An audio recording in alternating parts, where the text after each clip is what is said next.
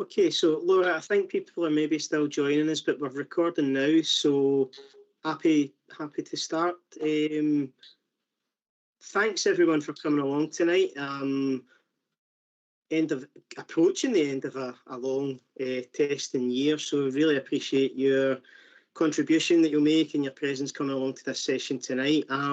This evening we're going to be talking about teaching reading comprehension, and when we were coming up with titles for this, we've really thought about that idea of reading comprehension being that key to opening the door to reading to learn. And hopefully that's something that will shine through in what we talk about as we go through the presentation tonight. Could I have the next slide, please, Julie? So just really to begin, and really frame why we want to focus on reading comprehension. And as I said in that opening slide, it really is because it's that gateway to reading to learn. It's a hugely important part of the complex web of reading, and as such, it needs to be explicitly taught. And the way that we do that, mainly, and the way that we do that most effectively is really through reading comprehension strategies. But we also want to cover what teaching reading comprehension looks like at different levels. And then finally, to provide some practical support, ideas and suggestions to facilitate that explicit teaching of reading comprehension in classrooms. Next slide, please, Julie. Okay, I think it's over to me here, David. Yep. So, Thanks. Thanks, Julie, and good afternoon, everyone. Thanks for joining us this afternoon. So really just to start, comprehension, as I'm sure you're already aware, is one of the 5 pillars or components of reading, the others being phonological awareness, decoding, vocabulary and fluency. And the 5 components are interlinked strands which, woven together, allow a child to develop as a proficient reader. Tonight's webinar will focus on comprehension. However, as you would expect, there's much crossover between the components. So let's begin with the why reading comprehension. And reading comprehension, as it says here, is vital in terms of allowing us to take meaning from and connect with texts. Good comprehension is essential if reading is to be enjoyable and purposeful, engaging, meaningful, and of course, most importantly, enjoyable as well. And reading comprehension, as it says here in the slide, is defined by Snow as the process of simultaneously extracting and constructing meaning through interaction and involvement with written text. What is the purpose or reason for reading if not to understand and extend our thinking? There is a wealth of research, which David's already mentioned, which confirms that the explicit teaching of strategies can improve or does improve reading comprehension. And this was confirmed by the National Reading Panel, which was tasked with assessing the effectiveness of different approaches used to teach children to read. And you can find a summary of this research using the QR code on the slide. Thanks, Julie. So this next infographic, which was kindly shared by the Highland Council, uses a balance scale to show the dynamic and at times sugary, if that's a technical word, relationship between learning to read and reading to learn. So on the left-hand side of the slide, we've got the balance scale tipping towards the left, early level, first level, learning to read. And at this stage, beginner readers are developing their phonological awareness and their decoding skills. Comprehension is still developed orally through discussion of texts. However, because readers are not able to yet decode to automaticity, they are doing that very much orally. However, then later in first and at second level, the balance tips to the other side and pupils move from learning to read to reading to learn. And now readers can decode the majority of text with relative ease, so the focus now shifts to comprehension or reading to learn. And I think it's important to mention that the balance is not stuck at one side. It can tip between learning to read and reading to learn, depending on the text and many other things. So a little later in this webinar, we will explore how you can support pupils as they move to that side of the scale when pupils read to learn through the explicit teaching of comprehension strategies. Thanks, Julie. Yeah, and sorry, Julie, I think could we just drop one slide back a wee second, please? Sorry. Oh.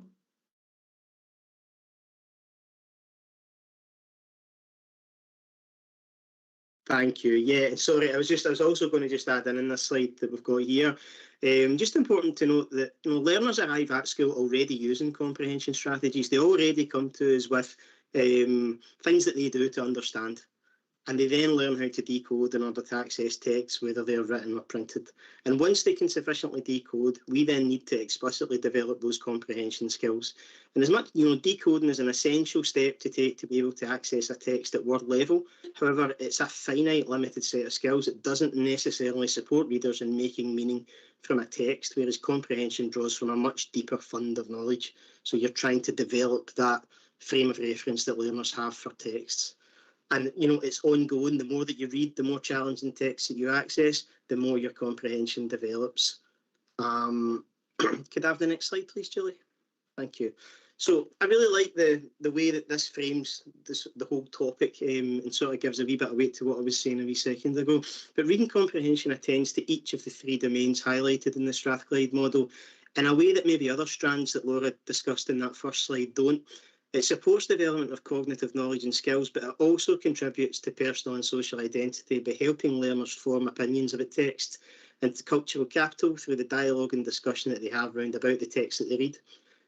It also values and I think this is really important, it values the literacy practices in their own homes and communities.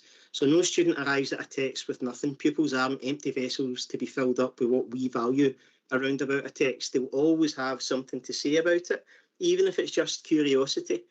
And I think that leveraging this should almost always be our starting point when we're discussing a text with pupils.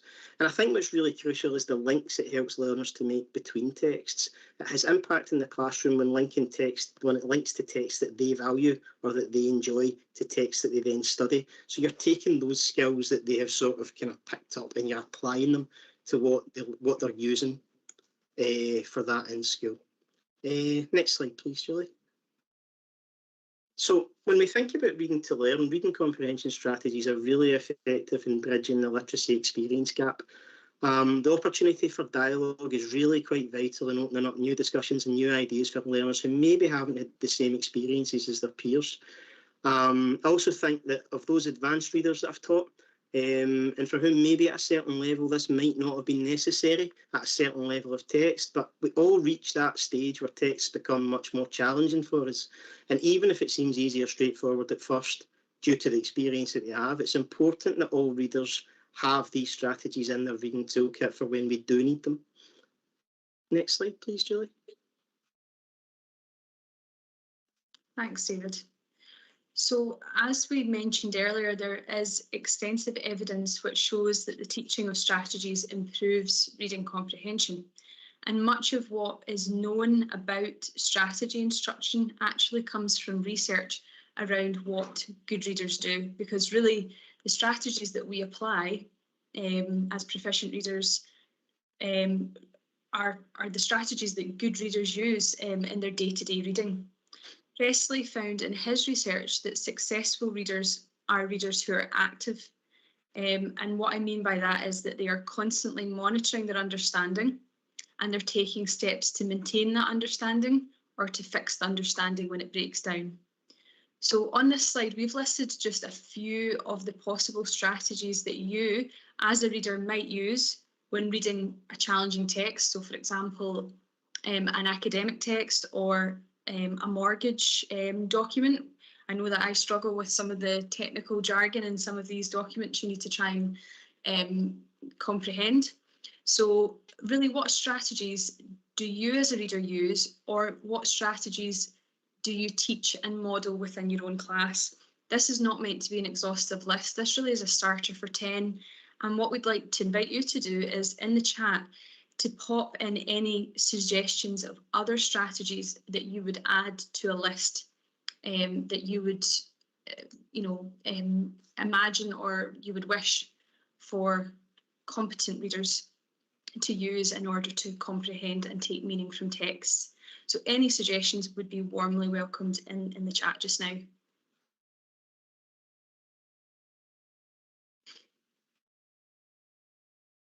So thank you, Mrs. Bryden, for kicking off. And I see some strategies flooding in just now. Lots of visualising, lots of connecting, making connections. Skinning, it's a new one. Skimming, scanning, identifying the gist, summarising in your own words. Thank you. Going back and rereading, using context, semantic organisers. These are all great suggestions. Thank you so much. Can't really keep up. I think it's interesting straight away just to note the different types of vocabulary or the different sort of terminology, probably is a better way to describe it, used in terms of describing these different strategies. A lot of these strategies, there'll be huge crossover between them, but there are different sorts of names or labels assigned to them. But again, all of these are coming through look great, so thank you again. Yeah, I think that is one of the things we had picked up on, was that there are different ways, different language surrounding them. But what we're trying to get to tonight, I guess, is what underpins the whole process. What is it that underpins that process that we go through when we're trying to make sense of a text? Yeah, and thank you. What do we bring? Yeah. Sorry, David. No, there you go. No, thank you for all the suggestions that are coming in. I think you've hit the nail on the head, David. It's really sort of the process that underpins that, which we're going to go into a wee bit more detail about later on. And really just to sort of sum up that different programmes, resources, interventions will use different names for the strategies. However, there isn't anywhere a sort of final definitive list. And I think it's important to recognise that different strategies come in different guises with different names, but essentially these are helpful techniques which pupils use to take understanding from text, and that is ultimately the goal. So really not to worry or be too hung up on the individual lists or names of these strategies. Thanks, Julie. And we've covered that. Sorry, we should have moved on to that slide earlier through our chat box there, so thanks again. Okay, so we're now going to move on to consider what the teaching of reading comprehension strategies looks like in practice. And the teaching of reading comprehension, like most, if not all, elements of literacy, needs to be explicitly taught. So teaching comprehension is not answering a set of questions or 10 questions about a text, although there is value in that in terms of assessing comprehension once the explicit teaching has taken place. So strategies should be initially introduced and modelled by the teacher. We need to model the thinking of a proficient reader. We need to show the thought processes that we go through, followed by shared instruction alongside the pupils, and then opportunities for the pupils to practice, scaffolded by us in pairs or reading groups. And as I've mentioned already, really the most important element of modelling is that thinking aloud, because children may not, or may already, they have to have, let me start again, the opportunity to hear how a good reader thinks and the thought processes that go through their heads. We want to make the implicit explicit, and we need to model the actions and thoughts that a proficient reader uses, even though on a day-to-day basis we're maybe not aware of using them. I think it's also really important to mention that comprehension is very complex. It's difficult to teach comprehension strategies in isolation with an accompanying worksheet, because comprehension is more complex than that. So for example, if you are making predictions, you are drawing on your prior knowledge and experiences at the same time as questioning the text. So these strategies can't exist in isolation. If you're modelling and thinking aloud to the pupils, it's likely that you will use a variety of different strategies at one time. Thanks, Julie. And everything that we're sharing just now in terms of that moving through modelling, guided practice and into independent application mirrors the EEF's 7-step model for developing metacognitive strategies. And the strategies are metacognitive in that they are encouraging or developing the skills of pupils thinking about their own understanding and monitoring and evaluating their understanding as they move through a text. And again, you can read more about this by using the QR code in the slide. Student and teacher move through the 7 steps together, and the teacher input, shown in light pink, lessens while the student responsibility and independence grows through the 7 steps. And once pupils are familiar with the strategy, guided practice allows the teacher to monitor the pupil's proficiency, and then over time, gradually withdrawing that support until the pupils are able to apply the strategies independently. Thanks, Julie. Okay, so we will pause for a break in a moment. I realise we've been doing quite a lot of talking, but just before we do, it's worth mentioning that although comprehension is mostly, I suppose, developed at the reading to learn stage, we can develop comprehension right from early level. We don't need to wait until pupils have necessarily mastered decoding. And research has in fact shown that listening and language comprehension skills developed in the preschool years are a predictor of later reading comprehension, which doesn't really come as a surprise. Some of the ways in which we can develop comprehension by modelling and thinking out loud at that early level is through the use of big books, images, film shorts, and wordless texts. And wordless texts are particularly powerful because the lack of words means that they are very accessible to all readers, and pupils don't require to have mastered decoding and be able to decode text independently. So on the right-hand side of the slide is a link to the Scottish Book Trust document using wordless picture books, which is a fantastic document providing ideas for using wordless picture books and a great list. And we've also included a link to the Screen Scotland Screening Shorts website, which again, film shorts are a great resource for introducing and modelling those strategies.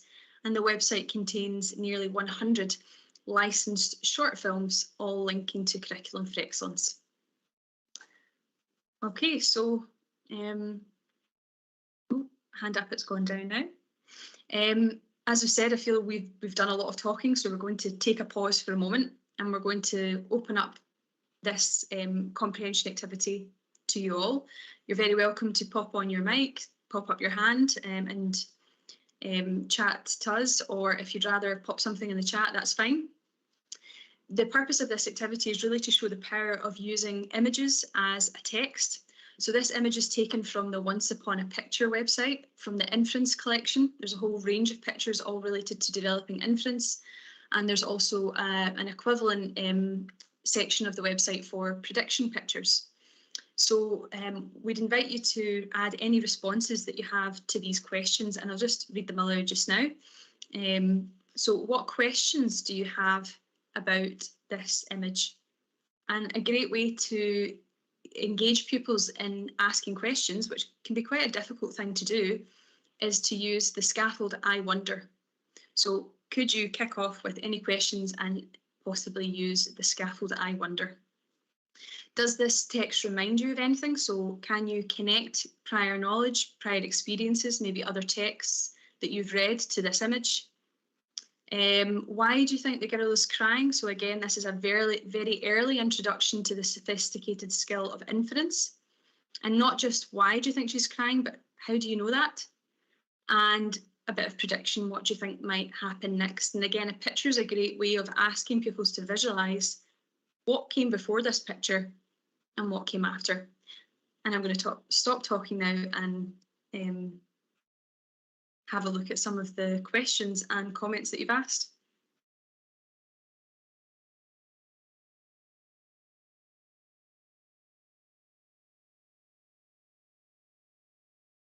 Okay, we've got lots of I wonder questions. That seems to have been a good hook or scaffold to get people thinking about this picture.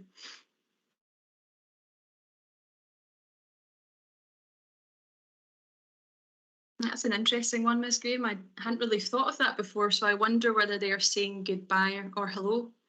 I think I probably just presumed they were saying goodbye. again, it's using your prior knowledge and your prior experiences to think about it in a slightly different way. It's the sort of activity that's accessible for everybody, isn't it? You know, everyone can engage with this, everyone can bring their own experiences to it to try to figure out what's going on, try to figure out the meaning.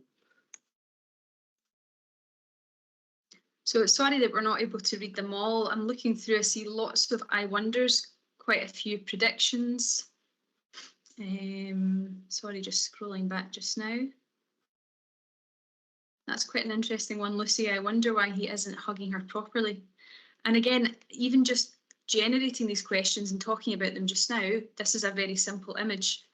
We as proficient readers, as adults, there's so much that we could explore within this, and also so many opportunities for listening and talking. It really shows the potential crossover here. So yeah, lots of I wonders and quite a few predictions thrown in. And again, it really shows that you can take an image and develop understanding using a range of strategies. It doesn't need to be one strategy to one picture. David, any other thoughts to add? No, I think maybe just in case we didn't mention it earlier on, I was thinking about what you said about, you know, it doesn't need to be just the one strategy. And I think the important thing with the strategies is that, you know, they're not sequential. It's not one after the other. It's as and when you need them. It's as and when you need to use that particular strategy at that particular time to help you to understand what's going on. So here, you know, we're all drawing prior knowledge, you're drawing an inference, you're bringing to the table, to this image, your own experiences and your own thoughts to help you to understand it, because that's the one that we need to, those are the ones that we need to support this, but it is very much about as and when you need them. Okay, thanks, David.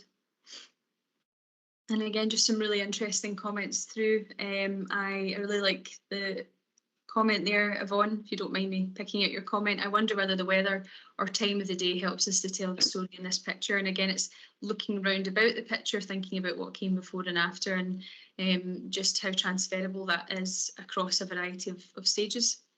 I'll hand over to you, David. Thank you. So really, just want to kind of try and illustrate the point. And, you know, we spent a long time talking about progression and talking about what progression might look like in reading.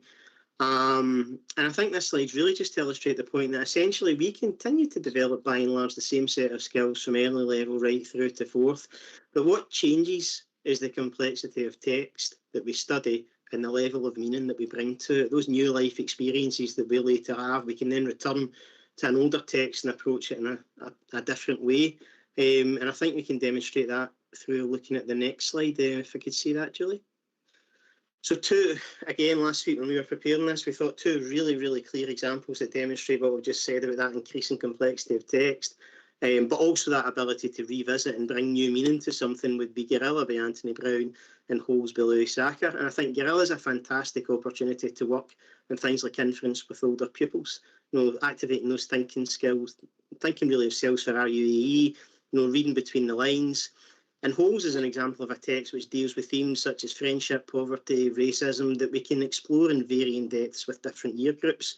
So there is, you know, a case of complexity of text, but we can also come back to old texts, familiar texts, texts that we've enjoyed and things, you know, that we've happy memories, but we can come back to them with different experiences and look at them in a slightly deeper or a different way.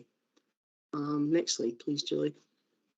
So again, thinking of that process, and I guess as we come to the end of this section, thinking about the process of reading and using those comprehension strategies. And really what we want to say here is that in general terms, no matter the number of strategies you have in your programme, we're still doing the same things before, during and after reading. We tap into our prior knowledge. We process the text using not always every strategy, but the strategies that we need.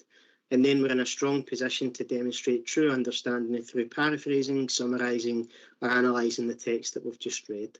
And I think that kind of demonstrates what that process entails. I like the fact that, you know, we split up into before reading, as you read, and after reading. And I think we spent a long time talking about, you know, paraphrasing and summarising. And I think that they're absolutely inextricably linked. You can't separate them.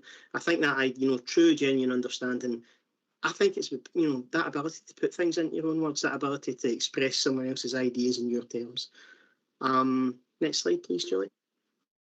So there's been loads of talking from us just now, so I'd like to stop there and just open up either in the chat or in, turn on your microphone if you pop your hand up, and just anything that anyone wants to observe or comment on based on what we've delivered so far.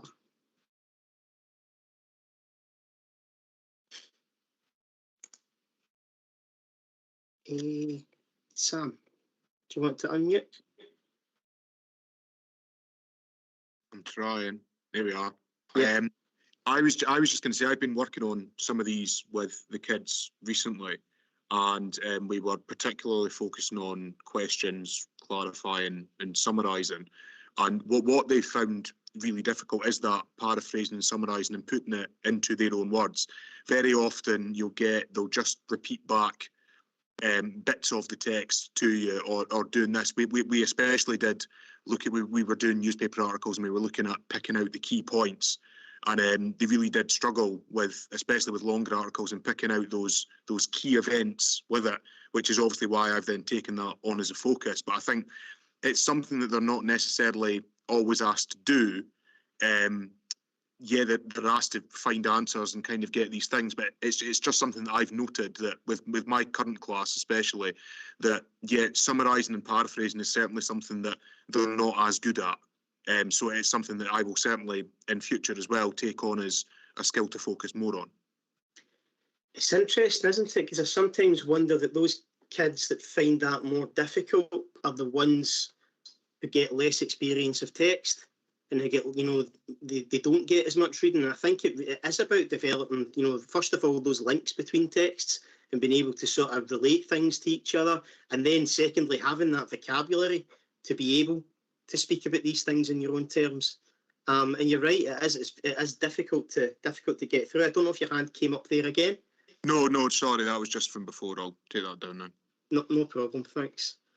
Sorry, I was just going to jump in and say, David, I think many people on the call would agree, Sam, that summarising, is the most challenging. There's so many levels within that in terms of, identifying the main ideas, pulling those out and deciding what's important and not important, and then being able to sum those up in your own words. It's the most complex and sophisticated, and it's back to that idea of explicit modelling, that how can we ask people to summarise if they haven't heard somebody think and talk out loud about what's important and what's not, because that is very hard to decide unless you've actually actively engaged and thought about that. And that's, I suppose, what this is about. And thanks, Anne, you've summed it up in a far more succinct way, that summarising is cognitively complex. So thank you for that. I see lots of other ideas coming in. So David, on you go. Yeah, I'm just looking through the chat, and I'm Miss Davis, the comment you've got about hand in hand with vocabulary building too. Would you want to unmute and say a wee bit about that? Yes, it's just the whole issue of you can actually try and develop their understanding, but the actual deficit that so many young people might have in actually having that alternative vocabulary if they're not, if they're not wide readers, and everything that you're doing is so structured to develop their understanding, just with having that vocabulary deficit. It's something that in our department we've been trying to work on, just by sort of playing word games and boggle at the start of lessons, and just trying to build in some strategies, because we've realised that the two just are so inextricably linked. Yeah, definitely. And I think, sometimes when we talk about this in sort of literacy across learning terms, we always talk about, if it's that new subject, then you've got to teach the vocabulary of that subject. That's, that's got to go on before you embark upon it. But it should be the same for this. It should be the same for, new novels that you're teaching, new non-fiction texts that they're going to encounter. If it's unfamiliar subject matter, they need to have those words, and then they need to be able to link those words to their own frame of reference. And I guess that's the skill that we're trying to develop. Elaine, I've just picked up your comment as well about picture books and using them in upper school too, and I totally agree. I think that, especially some of the things we've got access to now. I used to use That's Not My Hat, the John Classen book, with senior classes. And again, it was just that idea of trying to get them to think in those terms, to look behind the text, to see what else is going on that's not being explicitly either illustrated or said outright. So yeah, absolutely. Elaine, do you want to come in and add a wee bit more on that? Yeah, I'm just thinking that picture books have moved on, and there's some really, really good complex themes behind some picture books these days. And they've got that easier element of decoding for fluency. So that frees up the brain space to actually concentrate on the comprehension. I found that it's made a bit of a difference in my setting using picture books for vocabulary, your critical reading skills, because they've got that easier text. So they're not struggling to decode. The decoding is there, so at least brain space to work on the other reading skills. Yeah, absolutely. And and as I said, I think for older kids as well, it just sort of reframes what they're doing. They often think about, it's that they've got to trawl through that passage and find those words, and actually, this it's not a new skill because the skill was there. And as Laura mentioned earlier on in the presentation, it's something that's been developing even before they came to school. So it's about building upon it. And I would agree. I think picture books are, even Gorilla that we mentioned earlier on, it's brilliantly nuanced in some of the text that you can read into within that book as well. So yeah, there's an awful lot of value within that. Laura, I'm just going to take one more, if that's okay. I think we're absolutely fine for time. But Lucy Fawcett, I think you've posted in the chat there just about how modelling and thinking through questions is key. And I don't know if you want to unmute and say anything about that, but I would absolutely agree with what you've said. And I think Laura touched on the idea of, every aspect of this has to be modelled. Like that process, that think aloud, children seeing the kind of process that you go through. And, it ties in exactly with what we said in the webinar on writing as well. Like the power involved in children seeing you go through that same process, see you have that struggle with that text, see you kind of, try to kind of manipulate your way into it is key to them then being able to do the same thing. But I don't know if you want to throw anything else in there on top of that. Yeah, absolutely. Yeah, thanks, David. I suppose it's exactly what you've been saying. I think if we're expecting children to, I suppose, do the thing, we need to show them what the thing is. And like you were saying as well, I suppose you sometimes you need to really kind of tackle text yourself. Sometimes there's things I don't understand when I'm reading, and it's to show children that it is that kind of idea of, well, I'm wondering, you make like a tentative suggestion of, well, I think this might be happening, and for them to see that that's okay, and that's kind of what we want. We want some tentative ideas. So yeah, I just think modelling is really important. Thank you. Absolutely. And I think, yeah, you're right. It's just, they need to see that. They need to see that process. Okay, Laura, will we press on then? Yeah, one tiny wee last thing, David, just because it's a sort of point we haven't maybe touched on as much. Mr. Kuhl mentioned that revisiting texts, with additional life experience would be useful. And he also makes the point that this could tie in with reflective writing. And I think just to make the point that there is obviously so much crossover in terms of discussion with Odyssey, but also potential to link with writing as well. And yeah, I thought that was worth mentioning. No, definitely. And again, I think that was one, I think I've now sort of arrived at that conclusion rather than that always being the point of understanding, because I always felt, there's got to be progression, there's got to be challenge. We talk about that 5% challenge within a text, and I would totally agree with that. But I do think that there is benefit, even we talked about it in the Reading for Pleasure session as well, but that idea of going back to previous texts, either for enjoyment or with a new sort of newly developed critical eye on them, I think it is really powerful. And I really like that idea of the link with reflective writing as well. I think that works really well. Okay, Julie, could we have the next slide up, please? Thank you. So just for the final section of this webinar, we don't have time to go into every one of those strategies, everything that we've looked at. You know, like a lot of those terms that we were talking about, particularly on the slide with the diagram, and we were talking about making links, predicting, questioning, clarifying, inferring, summarising. Those, you know, that basically sums up what's contained within all of the sort of reading comprehension packs or strategies that are out there. That's essentially what we're doing, and they're all, you know, prominent within the benchmarks. We don't have time to go through every single one of them tonight and exemplify, but we always want people to have a takeaway from the sessions that we've got, and so we've just picked 3 to exemplify what we've got for them. And I think, Laura, am I right in saying that we've got a Padlet that's got some additional resources and materials on it that we'll share later? Yeah, okay. So we're going to look at one from before reading, one from during reading, and one from after, and we're going to start off with prediction. Each one of these at the top of the slide, you can see that they've all been mapped to the E's and O's. We've pitched it around about 2nd and 3rd level, but you can easily walk that back and you can easily take it up to 4th if that's something that you want to do.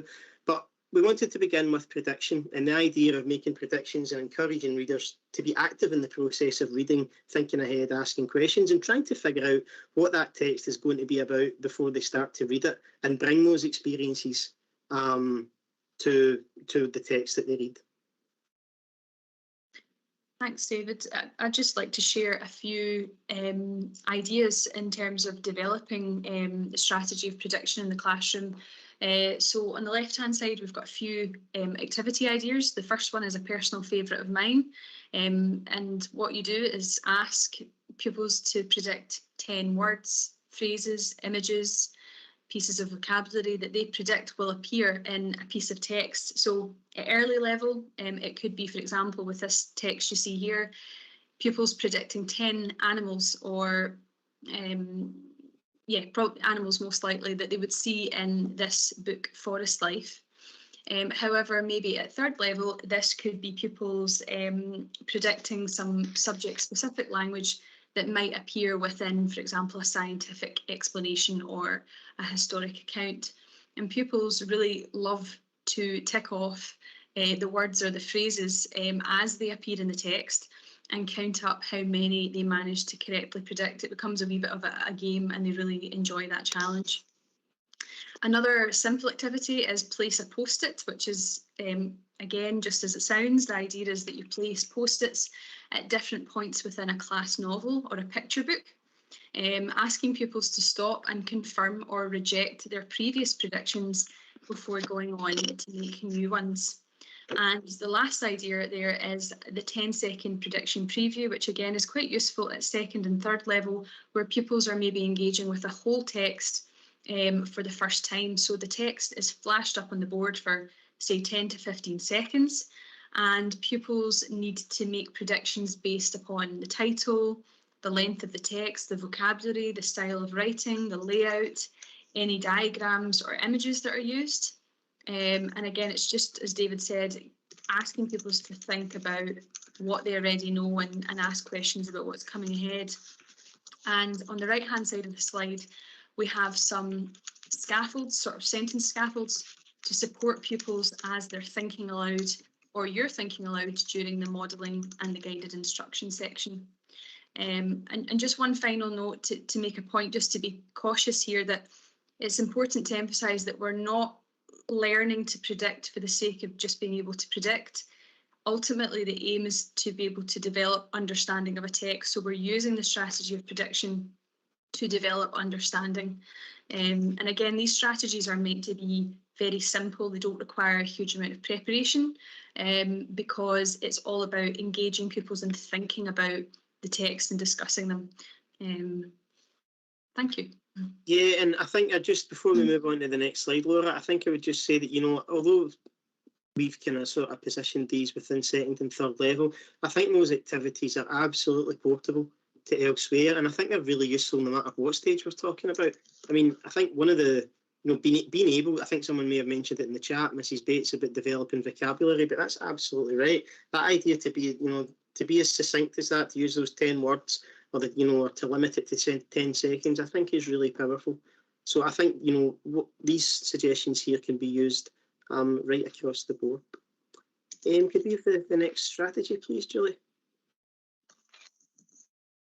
So within, as children are reading, and I think we wanted to focus on inference because I think traditionally it's been one that people have found that a little bit more difficult. I think it's one that, it's not quite as comfortable because there quite often isn't a real a right answer. And it's quite often the case that, need to be open. I think this is the absolute strategy where funds of knowledge comes in, because, you've got to value what we're drawing those inferences based on the experiences that we have. I think there are very rarely any wrong answers here, but I think it's about engaging with that process. I think it's about being able to, attempt to read between the lines and to figure out what the author is really trying to say. It is about those gaps that the author's left, but those gaps have been left for a reason, and it's about you bringing what you know to that text and being able to read between the lines. Laura? Yeah, sure. So again, just a few ideas to sort of be able to pick up and use in the context of any text. The first is the inference equation, which is really a sort of discussion point. So pupils need to think about the clues in the text. They need to add on what they already know, their prior knowledge, and then from there they can infer. So again, this is just a really useful way of modelling and introducing the concept of inference to a whole class. And we wouldn't expect pupils to use the equation in a mathematical sense, but really just to show that by using the clues from the text and what you already know, you can infer. Another few wee ideas would be to collect some facts, some actions and quotes from a chapter that you've read around a character, and ask pupils maybe, on post-its to record some of those facts, some of the actions from the character and some direct quotes before going on to infer. And lastly, again, images can be really, really powerful in terms of an accessible and helpful way of allowing pupils to consider what might be going on around the picture. So what can we not actually see, but what's not explicitly shown in the picture, but how reading between the lines, if that's possible with a picture, which I definitely think it is. Yeah, and I think as well, when we're thinking about what this might look like for learners, it does come back to that idea of being an active reader. It comes back to examining a text, looking for techniques that maybe stand out, looking for things that might have a different meaning or a hidden meaning or something else that we could draw from what the text is telling us. But I think, equally importantly, or even more importantly, this is another opportunity to engage in discussion. It's another opportunity for modelling and being able to give those, I talked about no wrong answers, but that's about being able to give reasons for your understanding of a text. Can we move on, please, Julie?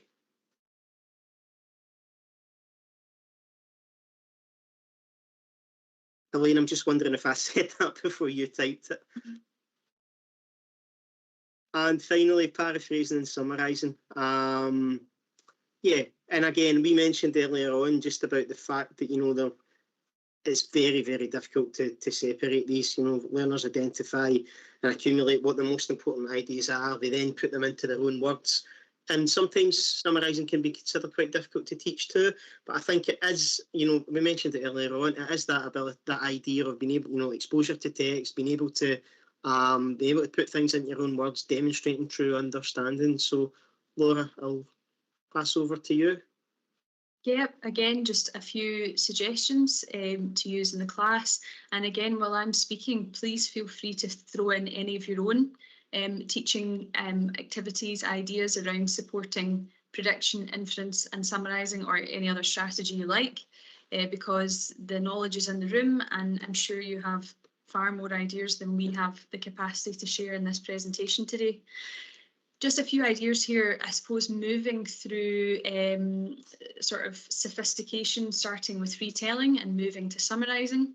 So a great way to support pupils as they develop their retelling skills is to use the 5-finger retell prompt, which supports pupils as they retell a story in chronological order.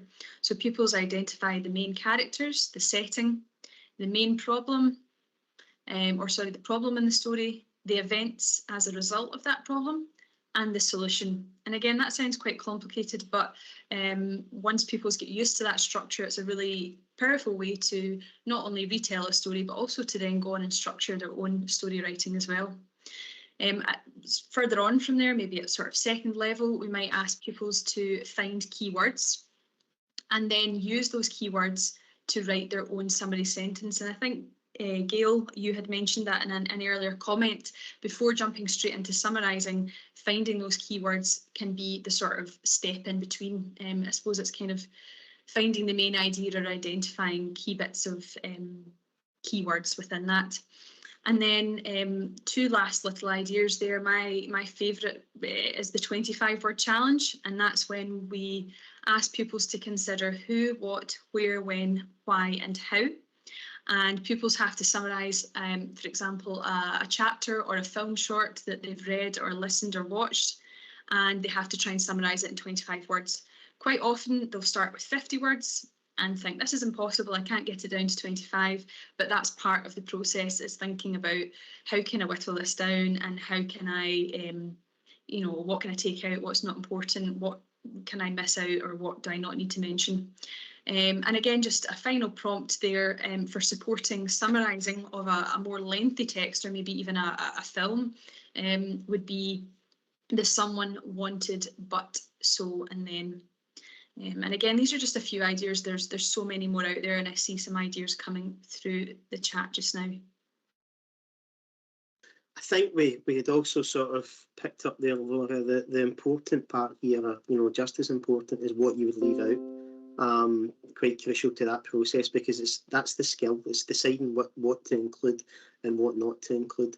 And we debated over whether we would leave that section in there, the bit about what you wouldn't mention. But actually, I think that's key. Being able to differentiate between something that's really crucial to someone else's understanding of the story that you're retelling, or something that's absolutely got to go in there. So I think if we could, Julie, I think we can move on to just about the final slide. So just very quickly before we finish off, just thinking about, we started off talking about, the kind of strategies that we use as readers. Final section here, just for you guys to either put your hand up, pop it in the chat, or any other comments that you may have to tell us about, well, what do you do when you're teaching reading comprehension strategies in your classroom? What are your kind of key things? And as I said, anything else that you want to throw in there. And while you're doing that, I will retrieve the evaluation link and the Padlet link. I see a question's come in, David, so I'm just going to quickly answer that, although I'm trying to think of an example on my feet. So Karen, you'd asked, can you explain the someone wanted but so and then? So similar to the 5-finger prompt, the idea is the someone would be the character. So say it was Cinderella. Wanted is, I suppose, their desire, their wish, want. So she wanted to go to the ball, but is the problem in the story. So her wicked stepmother and stepsisters prevented her from going. So is the actions that the character takes. So she calls upon her fairy godmother and asks for a pumpkin or a carriage to go to the ball. And then would be sort of almost the resolution. So she meets the prince and they fall in love. So that was, again, just a quick example on my feet, but hopefully that demonstrates that. And I see some other ideas coming in. Maybe just to pick up on one from Mr. Smith. For history topics, I have created a pyramid and split it into as many layers as I need for previous learning. I then include prompts in the pyramid to help them construct the pyramid. The pupils have to start with the base topic in chronological order and build up the pyramid in the order in which events happened. I think, to be honest, Mr. Smith, that sounds great, but would you mind maybe coming in and expanding on that and probably doing it more justice than I can? If you don't mind coming in. Yeah, certainly. No, it was just an idea I came up with recently, actually. We're teaching the slave trade, and we started off doing the the triangle trade, and we moved on to like the Middle Passage, and then we'd moved on to the slave forts in Africa and so on. And so we just kind of build it up in order, and for each layer I got them to like expand on points, and we just kind of used that as a basis of discussion to kind of recap previous learning. But it was just kind of a good way to visualize the previous topics as well, and build up the sort of chronology in a different way, really. That's how it is. And it all only really requires you to draw a triangle on the board and split it up into segments. So I know it's something I just tried recently, but it's been all right. It's been good. Yeah, I think like, you know, what you described there and what Laura described, that idea of, you know, mapping the text out. I was thinking about one we used to use for creative writing, which was opening, complication, climax, and resolution. And it's just that it's that similar breakdown. And I think those sorts of activities work really well. Exactly, yeah. Thanks for sharing. I'm even seeing some pictures coming in now. Yeah. Yeah, Miss McDonald's already using the someone wanted but so and then, and hopefully you're finding that helpful. Yeah, I'm wondering then, Laura, if anyone has anything else, please can I jump in just now? We've posted the link to the evaluation. We've posted the link to the Padlet as well, further back in the chat there. And the Padlet, just Julie, I don't know if you want to move us on a slide, if that's okay. Thank you. And I think, yeah, so I'll just very quickly, the link to, thanks, Julie. The link to the Padlet's been posted again. Lots of resources in there, kind of maybe some of the research that supports our thinking behind some of the things that we were saying tonight. Some exemplars from people that have shared with us at the Literacy and English Curriculum Network, just lots of resources that are in there. And if we could move on one more, please. And yeah, the evaluation link is in there as well. And just again, you know, do really appreciate everyone coming along tonight. Thanks very much for your time. Our email addresses are on there. If there's anything that you want to get in touch about, if there's anything that you want to ask or maybe do a wee bit of a deeper dive on, please just get in touch. More than happy to come back to you, share ideas or whatever it is. But, you know, just I think we'll round off there, Laura. And just, again, thank you for your participation and your attendance tonight. Thank you. Thank you, everyone.